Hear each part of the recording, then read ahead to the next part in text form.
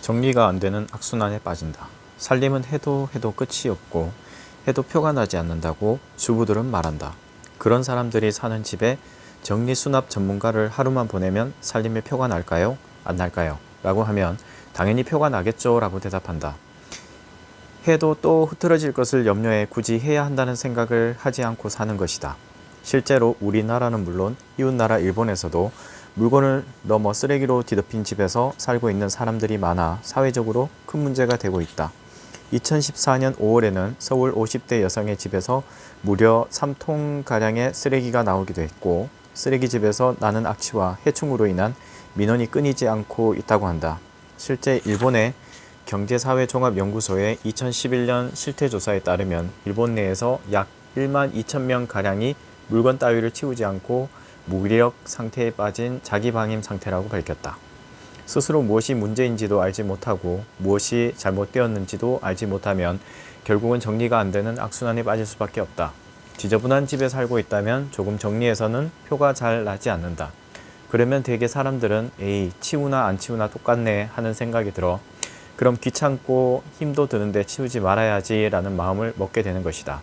이렇게 되면 집은 개선의 여지 없이 점점 더 지저분한 집이 된다.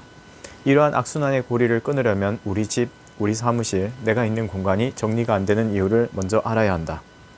아는 게 힘이라는 격언처럼 정리정돈을 할 때도 아는 게 힘이 되기 때문이다.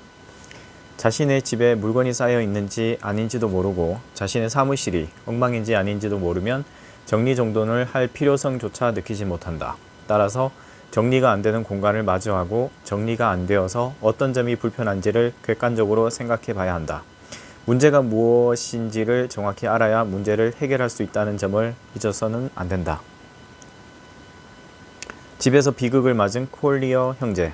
1947년 3월 22일자 데일리 뉴스는 쓰레기 궁전이라는 제목으로 신문기사를 실었고 뉴욕 콜리어 형제의 쓰레기로 가득한 집은 화제가 되었다.